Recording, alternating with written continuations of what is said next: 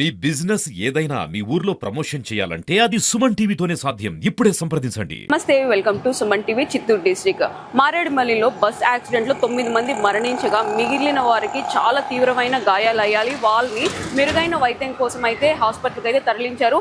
అక్కడ దగ్గరుండి చూసిన కొంతమంది సాక్షులు అయితే మనతో ఉన్నారు.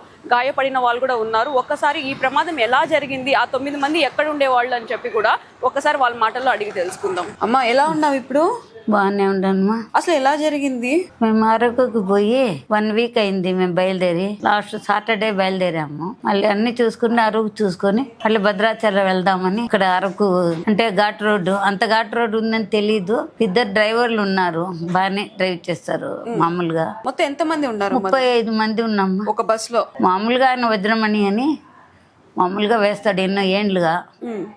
ఆయన ఆ మలుపుల్లో కొంచెం ఇదైపోయింది. మేము సెకండ్ వెనకాల సీట్లోనే ఉన్నాము. బస్సు ఇట్లా ఇదైపోయింది కదా, అప్పుడు అందరూ ఇట్లే జారిపోయారు.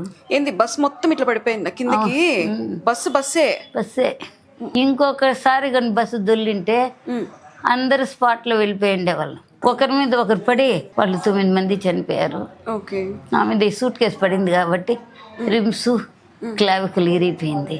కదిలించి లేకుండా ఉన్నాను. మరి ఈ చేకి ఏమైంది? ఇది ఫ్రాక్చరే, రిస్ట్ ఫ్రాక్చర్. సర్జరీ అంటే భద్రాచలం మా వాళ్ళు దూరం కదా, రాలేము సార్. మేము మా హాస్పిటల్ ఇక్కడ జాబ్ చేస్తాం. అంటే ఆ టైంలో మీకు ఏం గుర్తుకులా? ఎలా దొల్లుతాంది, ఎలా ఒకరి మీద ఒకరు పడతా అని ఏం తెలియదు? ఒకరి మీద ఒకరు అంటే పట్లు ఇట్లా నిలబడిపోయింది కదమ్మా. అంటే వాళ్ళంతా జారిపోతారు కదా. అంతేలే, ఇట్లా పడిపోయినప్పుడు పైన ఉండే వాళ్ళంతా ఒక చోటుగా వచ్చి కుప్ప పడిపోతారు. ఫోన్లు ఎక్కడంటే అక్కడ పడిపోయాయి. ఫోన్లు ఎలా చేసేదానికి లేదు. అంటే టైం ఎప్పుడు అది పొద్దున్నే 4 గంటలకు. ఏ రోజు? నిన్న పొద్దున్న, నిన్న శుక్రవారం. ఇన్ని రోజులు బాగానే జరిగి శుక్రవారం నిన్న తెల్లారి 4 గంటలకి జరిగింది. తెల్లవారుజామున కొంచెం మంచు కూడా ఉందన్నారు. మంచు వల్ల అలా జరిగిందని మీరు అనుకుంటా ఉండరు. మంచు ప్లస్ అది కూడా ఉండొచ్చు. ఆ మలుపులు చిన్న చిన్న మలుపులు ఉన్నాయి. మధు అనే డ్రైవరు చాలా దెబ్బలు ఉన్నాడు. వంట అబ్బాయి కూడా ఉంటాడు. అబ్బాయి స్పాట్ డైడ్. వంట చేసే అబ్బాయి స్పాట్ డైడ్. మిగతా వాళ్ళు 35 మందిలో 9 మంది చనిపోయారమ్మా. ఓకే అమ్మా, ఇప్పుడు చనిపోయిన వాళ్ళల్లో మీకు తెలిసిన వాళ్ళు కానీ బంధువులు కానీ ఉన్నారా? మా బంధువులు ఎవరు లేరు. తెలిసిన వాళ్ళు ఉన్నారు, మా వీధి వాళ్ళే. మీ వీధి వాళ్ళేనా అందరూ? 7 మంది పోయామ్మా మా వీధిలో. 2 చనిపోయారు.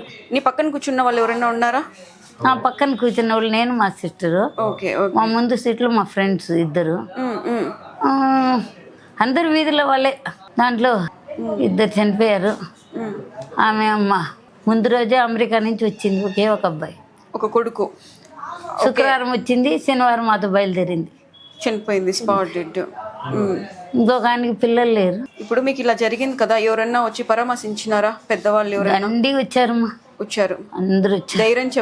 ధైర్యం చెప్పడము. అక్కడ శిరీష ఎమ్మెల్యే గారు, హోమ్ మినిస్టర్ గారు, అక్కడ కలెక్టర్, టీడీపీ ఎవరో ఇన్ఛార్జ్ ముస్లిం ఒకరు ఎవరు పేరు నాకు తెలియదు. చాలా మంది వచ్చారమ్మా. అక్కడే ఉన్నారు. కలెక్టర్ గారు, ఎమ్మెల్యే గారు అందరూ అక్కడే ఉన్నారు. హాస్పిటల్లోనే ఉండి సాయంకాలానికి వాళ్ళే దగ్గరుండి పంపించారమ్మా. ఇంకా 2 అసిస్టెంట్లు వచ్చారు. వాళ్ళు మాత్రం ఆ హాస్పిటల్ పేరు పెట్టడానికి లేదు, అంత బాగా చూసుకున్నారు. ప్రతి ఒక్కరిని వాళ్ళే తినిపించారు.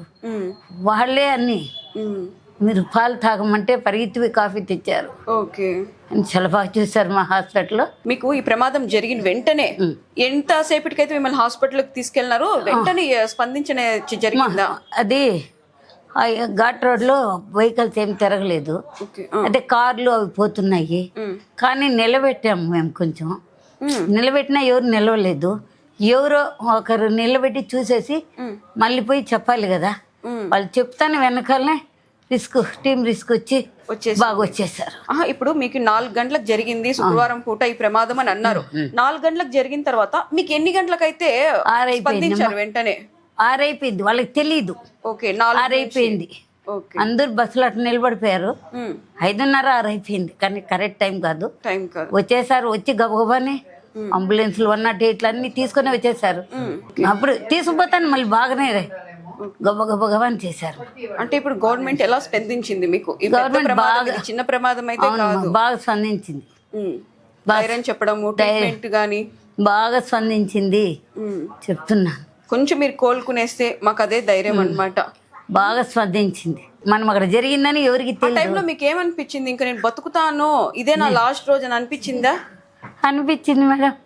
పిల్లల్ని చూస్తాం చూడమేమో అనుకునేసినాను. ఆ పిల్లల్ని చూస్తానో లేదో అనుకునేసినాను.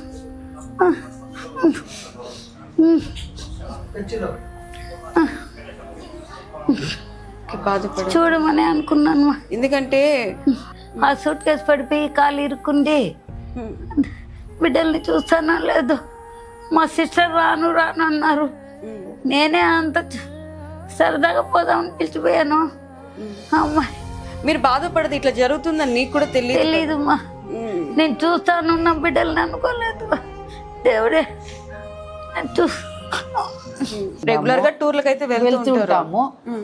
అట్లానే వెళ్ళాం మేము. వెళ్ళిన తర్వాత రాత్రి అయిపోయింది కదా, ఒక సౌండ్ లాగా అట్లా ఆయన గోడ కొట్టినాడేమో తెలుసు సౌండ్. అంతలోపల ఈయన వండుకొని వెనక్కి కూర్చొని ఉన్నాడు, ఎవరు ఏజెంట్.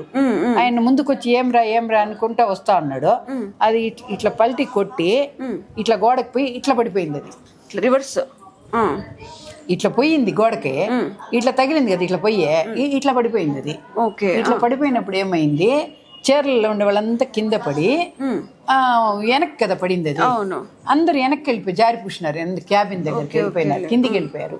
ఈ డ్రైవర్ పైకి ఉండిపోయినాడు. డ్రైవర్ ఇంకొక డ్రైవర్ ఇద్దరు ఉన్నారు. ఈ ఏజెంట్ కూడా అక్కడే ఉన్నాడు. వాళ్ళకి ఎక్కువ దెబ్బలేదు. చెయ్యి ఇంకొక డ్రైవర్ కొంచెం తగిలింది. మేమంతా వెనక్కి ఇట్లా ఉన్నాం కదా, వీళ్ళందరూ ఈమె కూడా కొంచెం జారి వెళ్ళిపోయింది. ఈ లగేజీలంతా కొంచెం పెట్టి ఉన్నాం కదా, అవి అందరి పైన పడిపోయింది. ఇది మనుషులు వేరే ఒకరిపైన ఒకరు పడిపోయి నలిగిపోయి ఊపిరాడకుండా చనిపోయారు. కనీసం అది పడినప్పుడు గట్టిగా అరిచినా ఎక్కడ కార్లు పోతా ఉన్నా ఆపడానికి రాలేదు కొంతసేపు. ఏమి వాళ్ళు ఎవరో ఒకరిద్దరు పోతా అంటే ఆపారు. వాళ్ళు పోయి చెప్పి అక్కడి నుంచి మనిషి రావడానికి కూడా అంతసేపు అవుతుంది కదా. నిజమే. ఆఖరిని మనం తప్పు పట్టేదానికి ముందు వాళ్ళు పోవడానికి అంతసేపు పడుతుంది, రావడానికి అంతసేపు. ఇది ఏందో మా ఎవరి తలరాత్రులు ఏమో తెలియదండి. ఇప్పుడు మీ ఒక్కరోజే మా సిస్టర్కే ఎక్కువ తగిలింది, నాకు తగిలింది. కానీ నేను ఇంకా ఆమెను చూసుకుంటా మమ్మల్ని ఇద్దరిని ఒకే దాంట్లో పంపించేయండి అని చెప్పేసి, ఇంకేం చేస్తాం ఇద్దరు పడుకుంటే ఎవరు చూస్తారు అన్నట్టు ఆమె ఎక్కువ నలుగురు కావాలా. వాళ్ళు అక్కడే వాళ్ళే అందరు వచ్చి అన్ని అరేంజ్ చేశారు మాకు. ఓకే అండి. అక్కడ జాగ్రత్త. ఓకేనా? మీ చెల్లెలు మీరంతా కూడా సరేనా? సరే మేడం. ఓకే అమ్మా. సరే మేడం.